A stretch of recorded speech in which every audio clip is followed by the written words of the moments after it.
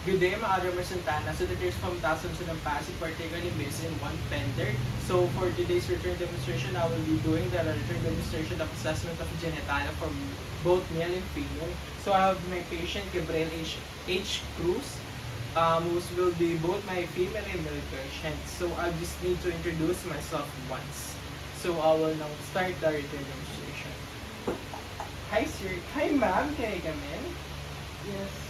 Hi ma'am, I'm Agamar Santana po. Student here from Tasang Sunong Pasig, ma'am. Can I ask for your name, birthday and age, please? I'm Gabriel Kyle Cruz. I'm 18 years old and I was born on June 27, 2006. Okay ma'am, can I show me ID badge po? Sir, yung ma'am Gabriela Kylie H. Cruz, born June 27, 2006, and currently 18 years old. Am I right, ma'am? Yes. Okay ma'am, thank you ma'am. So for today's physician or you need to assess, excuse me ma'am, your female genitalia. Is that okay to you ma'am? Yes. Okay ma'am, so gonna begin with my hand hygiene po ma'am ha. Kailan po ba sa inyo? Yes. Okay. So mamas ka lang din po pala if one ko po yung kasama dito sa loob na family relatives po. Yun. Okay po. So I will now provide privacy for my patient or for my. So ma'am, I have a few questions po kasi for my hygiene and guidelines po. Kaya po ba yun ma'am? Yes. So ma'am, kailan po kayo nag-start mag-regla? I think it was about 12 years old. Okay ma'am, kailan po yung last na regla po natin? A week ago. Regular po ba ma'am? Yes. Wala naman po any unusual discharge like bigla may nasak na greenish, whitish po. Wala naman. Okay po. As ma'am, as ka lang po, sexually active po ba tayo? Hindi. Mayroon po ba tayong signs of STI or sexual transmitted infection? Wala. Ma'am, how about yung like, ano po natin, yung pag-ihi po natin, ma'am, regular po ba tayong ihi araw-araw, kada gabi? Yes. Okay. So yung amount naman po ng regla natin, ma'am, can you say na unusual po, sobrang dami, sobrang orte, or sakto lang naman? Sakto lang. Okay. So that's it po for the Q&A question. I will now proceed po sa pag-inspect and pag-palpate po ng genitalia and private area po naman. Is that okay sa inyo, ma'am? Yes. So I'm using a surgical drape for my patient so I can provide dignity and also respect my privacy of my patient. I will now expose the private area of my patient. Check for the pubic hair. Okay, I will now use pen light. Okay, ma'am. So, as I expect po, yung pubic hair po natin is evenly distributed naman po siya na triangular area, reverse triangular area naman po, which is normal naman po sa atin. And also, medyo mas kulit po siya compare po sa hair niyo po, sa ulo or other part of the body. Wala naman din po itchiness, swelling, flakiness, or redness po ang nakita. So ngayon ma'am, bawal na move on po sa pagpalpate po na mismong vagina po natin. Okay na po ba yun ma'am? Okay, I will now separate the labia minora, majora to see the urethral and vaginal orifice of the patient.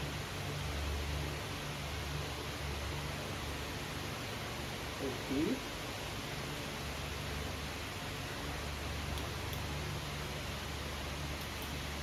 Okay, so as I palpated the vagina of the patient, particularly the labia minora, majora, and also the urethral orifice and vaginal orifice of the patient, I can say there's no signs of lumps and bumps, swelling, lesions, and or any signs of fire. There's also no redness. Okay, ma'am. Next, ma'am, papalpate ka lang po if yung inguinal area po natin versus specifically po yung inguinal lymph nodes po natin is sa may singit po to check if meron po tayong peritoneal infection. Nakala po kayo, ma'am? Okay. Palpate lang po ito, ma'am. Okay, ma'am. So as I palpated your inguinal area naman po, wala naman po ka na palpate na lymph nodes. If so, it is non-palpable po ay wala pa kang signs of infection. So we'll now cover the private part of my female patient, perform hand hygiene and documented findings. I will now move on for my male patient. Ma'am, pag-ulit.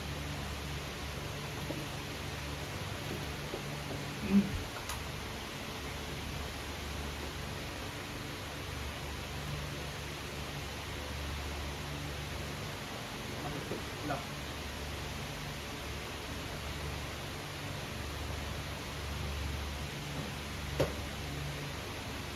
So, hi sir, Madam Santana po. I'm student po, taasan na silang tags. Sir, can I ask this for name, regular age, please?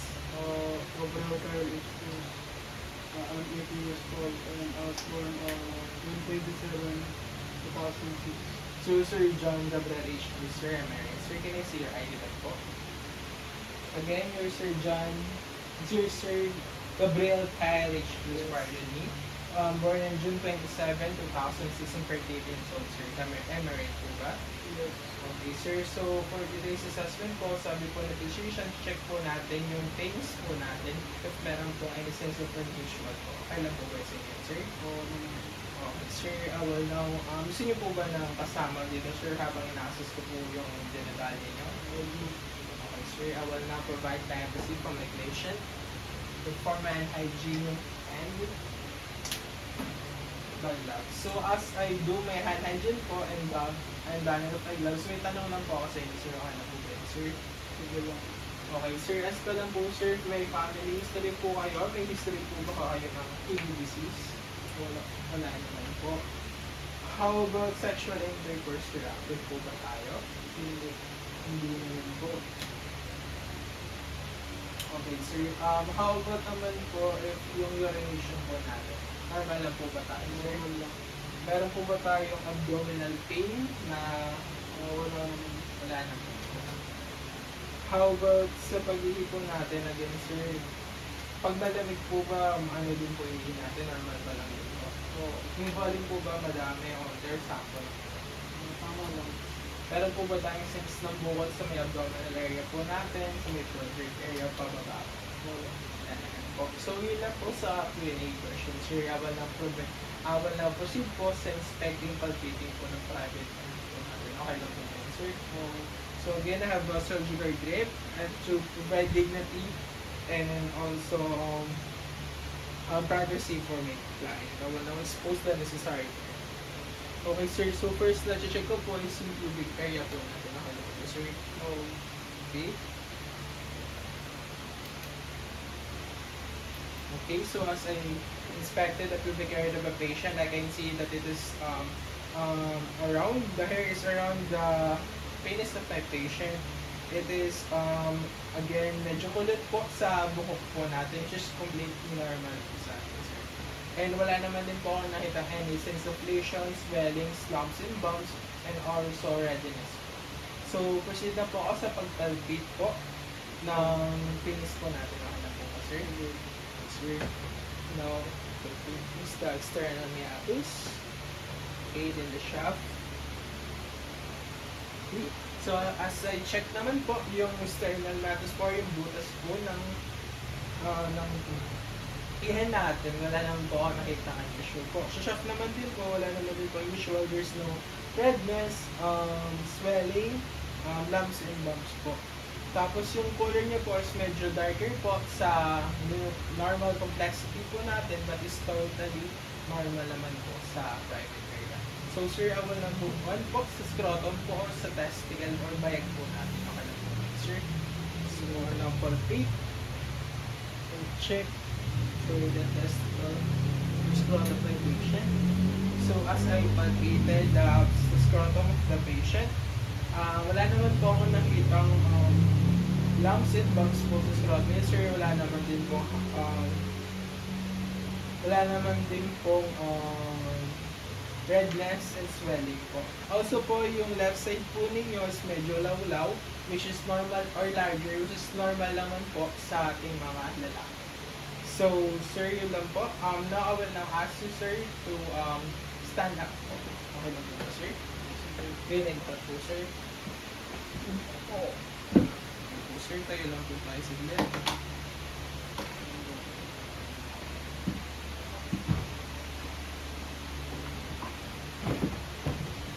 So sir, I want you to do now pause para tayo i-direct. Pag yun po, parang tatay po tayo. Okay, sir, gawin nyo nga po.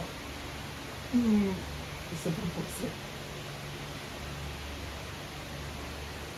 Oh sir, as I suspected naman po.